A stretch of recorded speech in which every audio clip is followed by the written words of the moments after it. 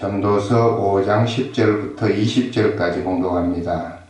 은을 사랑하는 자는 은으로 만족하지 못하고 풍요를 사랑하는 자는 소득으로 만족하지 아니하나니 이것도 헛되도다. 재산이 많아지면 먹는 자들도 많아지나니 그 소유주들은 눈으로 보는 것 외에 무엇이 유익하랴.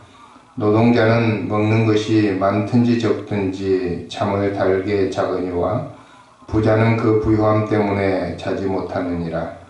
내가 해 아래에서 큰 폐단되는 일이 있는 것을 보았나니 곧 소유주가 재물을 자기에게 해가 되도록 소유하는 것이라. 그 재물이 재난을 당할 때 없어지나니 비록 아들은 낳았으나 그 손에 아무것도 없느니라. 그가 모태에서 벌거벗고 나왔은즉 그가 나온 대로 돌아가고 수고하여 얻은 것을 아무것도 자기 손에 가지고 가지 못하리니 이것도 큰 불행이라. 어떻게 왔든지 그대로 가리니 바람을 잡는 수고가 그에게 무엇이 유익하랴. 일평생을 어두운 데에서 먹으며 많은 근심과 질병과 분노가 그에게 있느니라. 사람이 하나님께서 그에게 주신 바 그 일평생에 먹고 마시며 해 아래에서 하는 모든 수고 중에서 낙을 보는 것이 선하고 아름다움을 내가 보았나니 이것이 그의 몫이로다. 또한 어떤 사람에게든지 하나님이 재물과 부요를 그에게 주사 능히 누리게 하시며 제 몫을 받아 수고함으로 즐거워하게 하신 것은 하나님의 선물이라. 그는 자기의 생명의 날을 깊이 생각하지 아니하리니 이는 하나님이 그의 마음에 기뻐하는 것을 응답하심이니라. 아멘.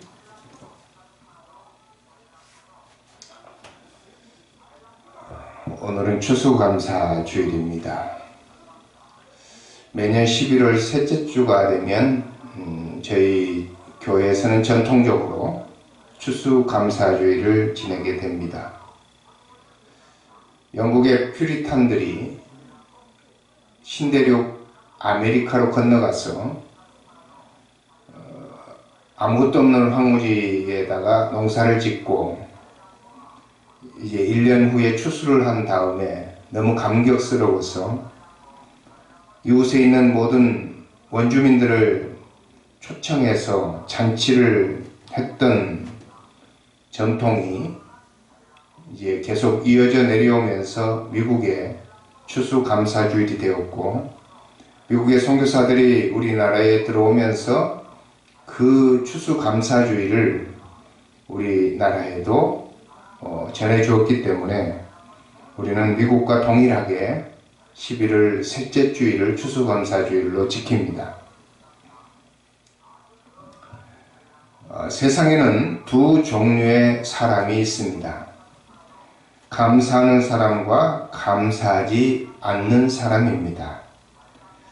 감사하는 사람은 모든 것을 긍정적으로 보지만 감사하지 않는 사람은 모든 것을 부정적으로 봅니다.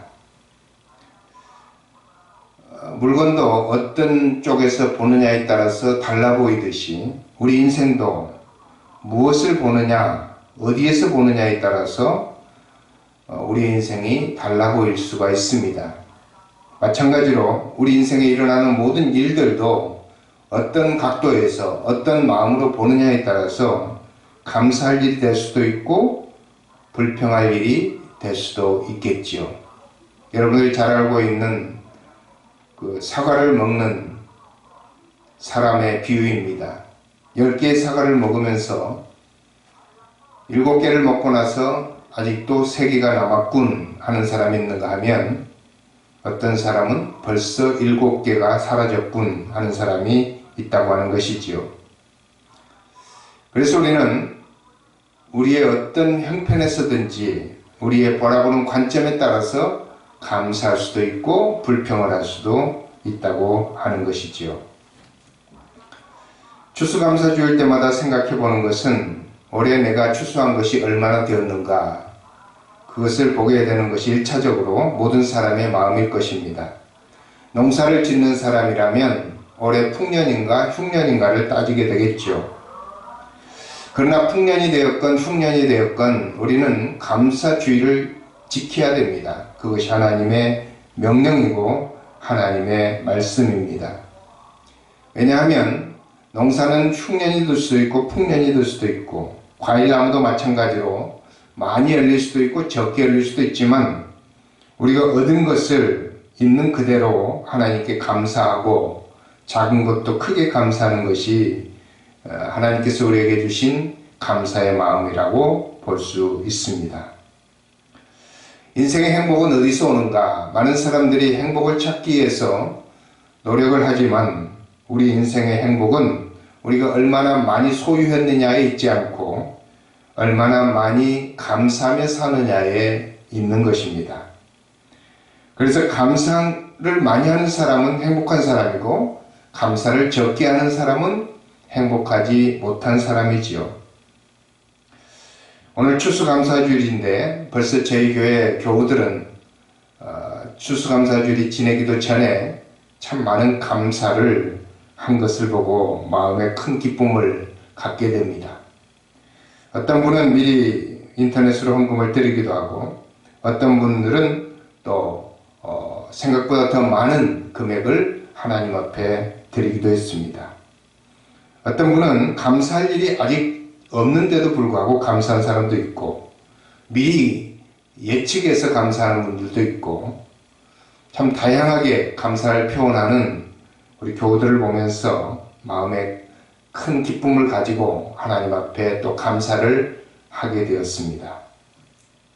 데살로니가전서 5장 18절에 보면 범사에 감사하라 이것이 그리스도 예수 안에서 너희를 향하신 하나님의 뜻이니라 라고 말씀을 하셨죠.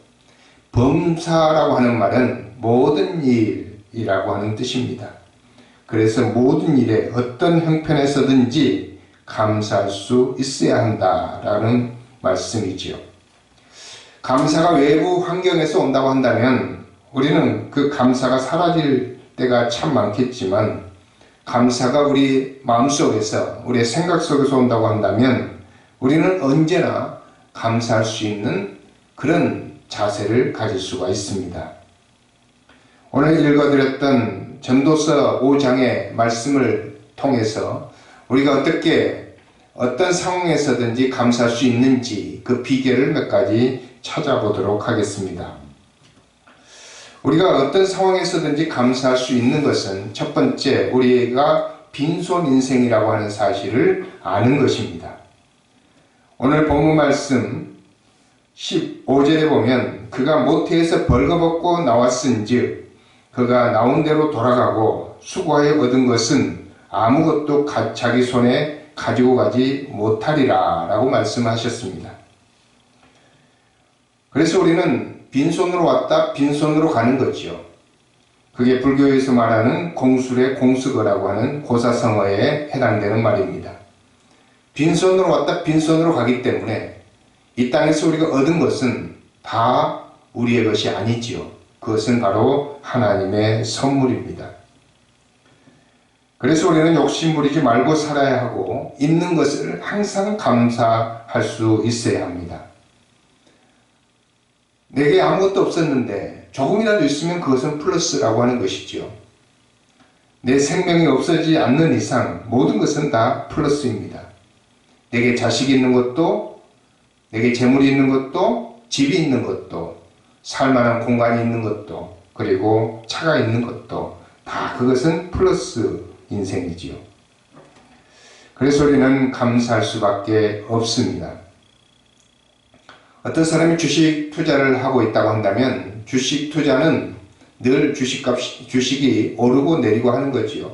그래프가 올라갈 때 즐거웠다가 내려가면 우울해지고 이렇게 한다고 한다면 그것은 정말 어려운 인생일 것입니다. 그러나 우리가 투자한 것에 올라가는 것 그것을 항상 감사하고 내려올 때는 또 감사하고 언젠가 올라갈 것이니까 또 감사하고 이렇게 산다고 한다면 우리는 언제나 감사할 수가 있습니다. 인생은 아무것도 없는 것이 사실 본전입니다. 그래서 우리는 빈손이 본전이기 때문에 모든 것이 있기만 하면 감사한 거지요.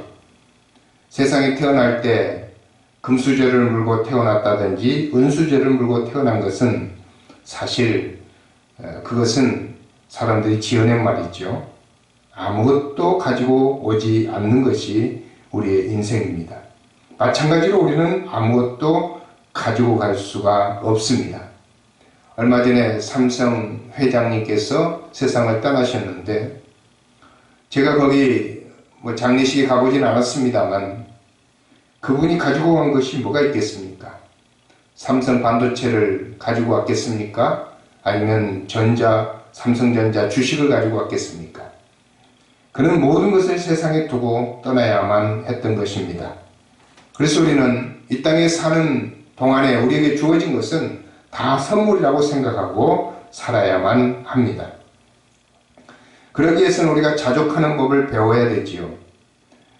빌립보서 4장 11절에 보면 사도 바울은 빌립보 교인들에게 헌금을 권유하면서 내가 궁핍해서 그런 것이 아니다.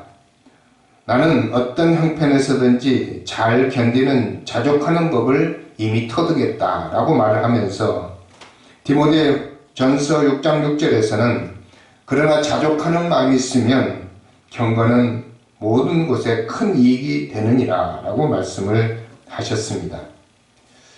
오늘 말씀 10절에서 이렇게 말씀을 하죠. 은을 사랑하는 자는 은으로 만족하지 못하고 풍요를 사랑하는 자는 소득으로 만족하지 아니하나니 이것도 헛되도다. 우리가 돈으로 만족할 수 없고 물질로 만족할 수 없고 소득으로 만족할 수 없는 것이 우리 주변 사람들을 보면서 우리는 배울 수 있는 인생의 철학입니다. 아무리 많아도 만족을 할 수가 없는 거죠. 그래서 우리는 자족하는 사람이 바로 지혜로운 사람이라는 것을 알게 됩니다. 돈이 많이 주어지면 많이 주어진 대로, 적게 주어지면 적게 주어진 대로, 재물이 쌓이면 쌓이는 대로, 재물이 또 사라지면 사라진 대로 하나님 앞에 감사하며 자족하는 삶의 비결을 배워야만 합니다.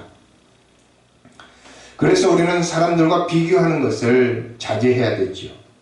사람들과 비교하게 되면서 우리는 상대적인 박탈감과 상대적인 나약함을 느끼게 됩니다. 제가 강남에서 사회복지사 일을 한 3개월 정도 우리 저희 집사람이 자격증이 나오기 전에 한 3개월을 했던 경험이 있습니다. 그때 제가 느꼈던 것, 정말 참 돈을 많이 가지신 분이 있구나. 한 달에 몇 천만 원씩 노인분들이 소득이 있는 분들이 많았습니다. 대부분의 집들은 20억이 넘어가는 그런 집들이었습니다. 그런 것을 보면서 우리는 상대적인 박탈감을 느끼게 되지요. 그러나 우리는 그런 것만 보고 살 필요는 없습니다.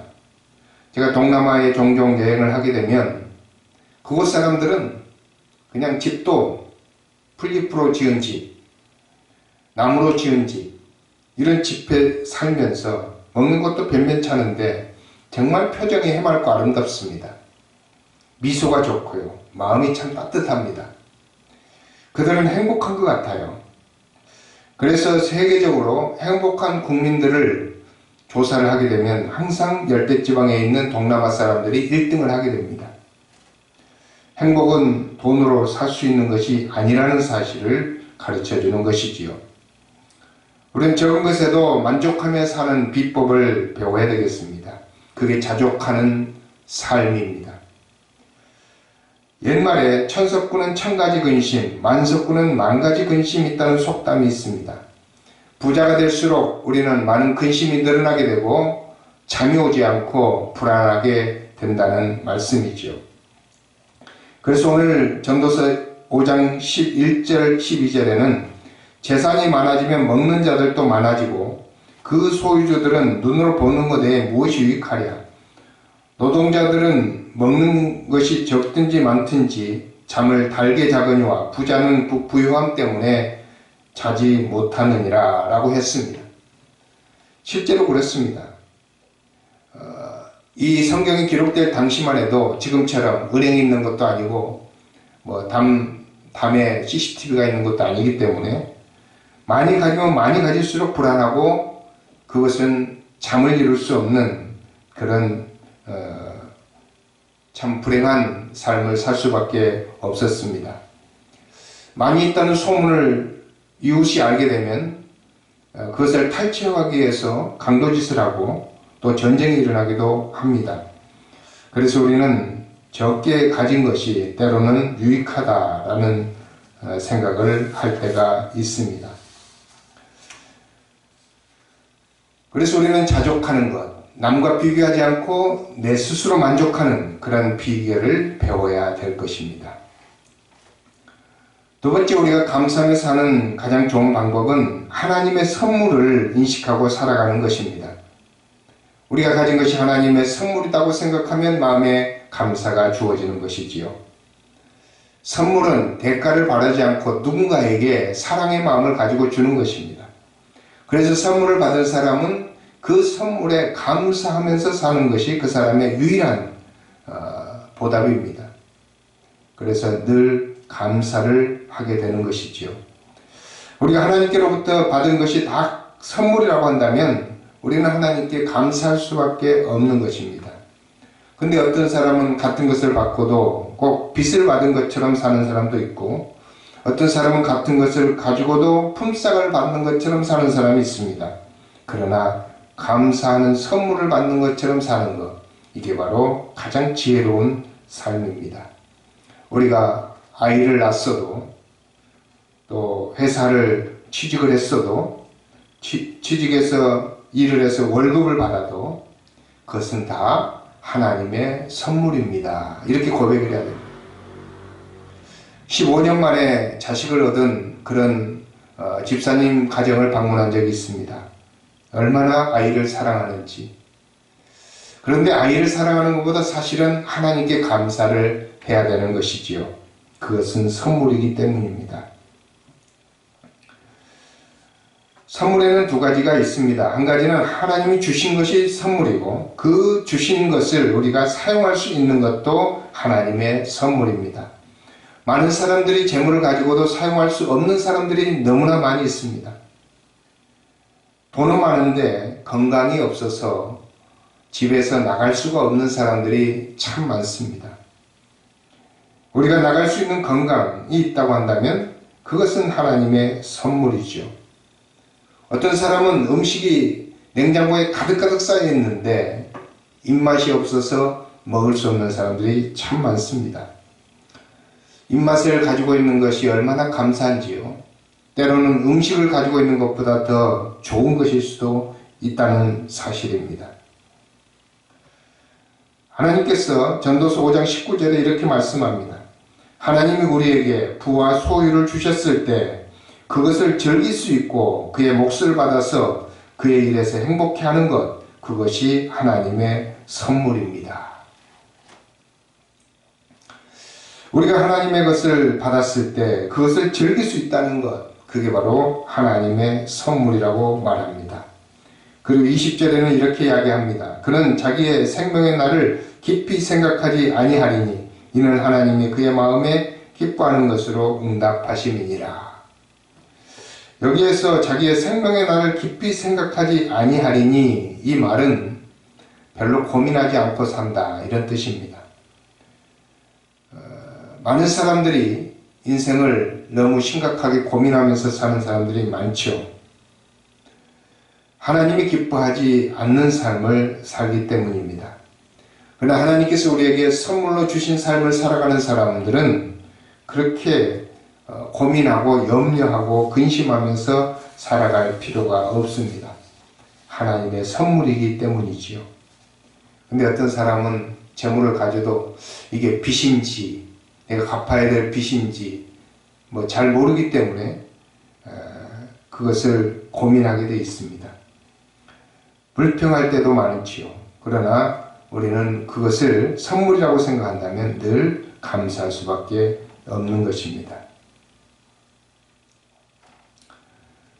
사람들은 많이 벌면서도 불평하는 사람이 있는가 하면 쓸 때도 불평하는 사람, 늘 불평하는 사람들이 참 많습니다. 제가 조금 전에 이야기했던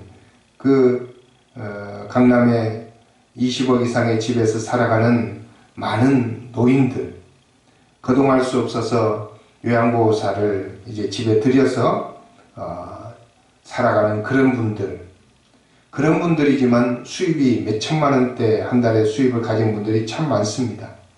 어떤 분은 자식이 로펌에 있는데 한 달 수익이 1억이 넘는다고 자랑하는 분도 보았습니다.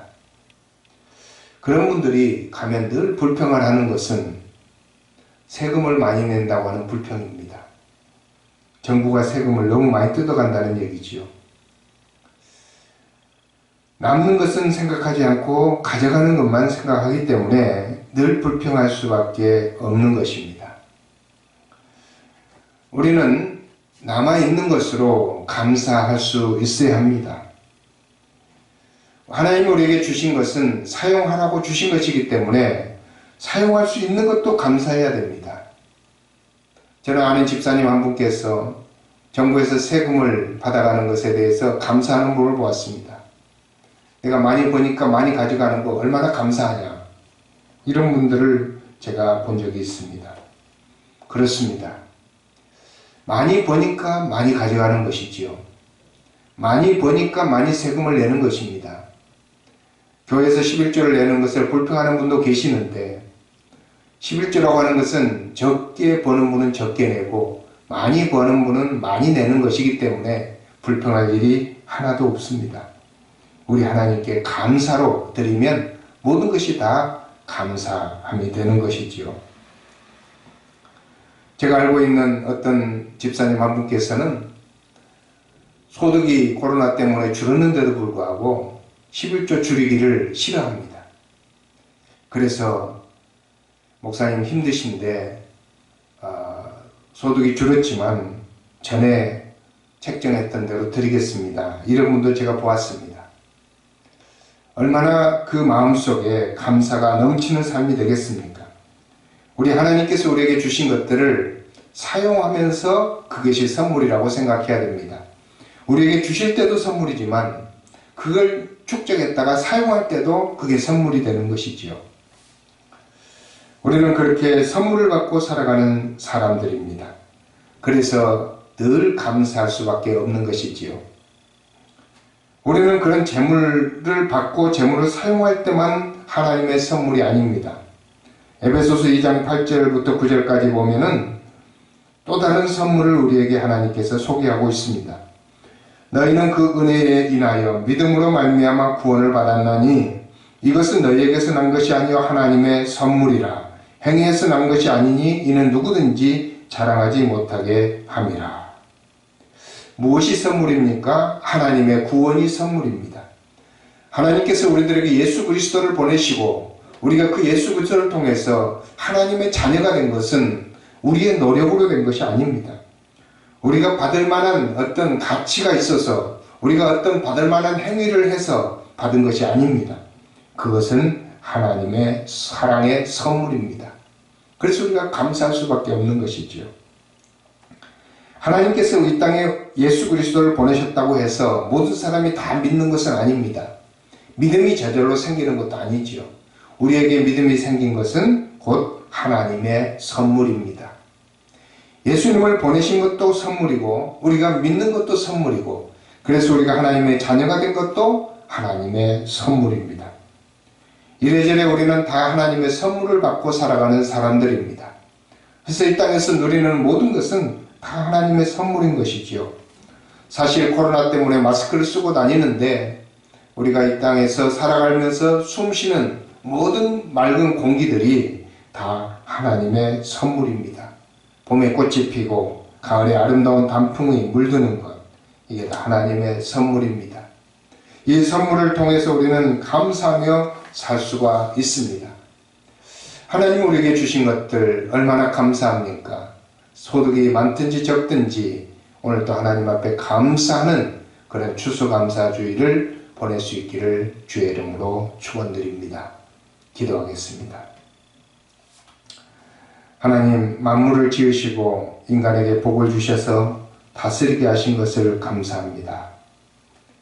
추수감사주의를 통해서 우리에게 주신 것들을 헤아리지 아니하고 모든 것을 감사하며 살아가는 저희들 되게 하여 주옵소서. 혼란과 불안이 있는 이 세상 속에 하나님을 신뢰함으로, 주님을 의지함으로 평안과 기쁨을 가지고 살아가는 저희들이 되게 하여 주옵소서. 우리에게 주신 많은 것을 감사합니다. 자녀들을 주신 것 감사하고, 또 주실 것을 감사하고, 직장을 주신 것을 감사하고, 직장을 주실 것을 감사하고, 우리에게 소득을 주실 것을 감사를 드립니다. 미래에 오지 않는 것도 감사하고, 과거에 지나갔던 것도 감사를 드립니다. 현재 우리가 숨을 쉬고 이 땅에 살아있는 것, 생명을 가지고 있는 것, 이것이 하나님의 은혜고 선물이기 때문에 이것을 통해서 하나님께 감사를 드립니다. 영광 받으시고 우리의 삶이 감사로 행복한 우리의 삶이 되게 하여 주옵소서. 예수님의 이름으로 기도하옵나이다. 아멘.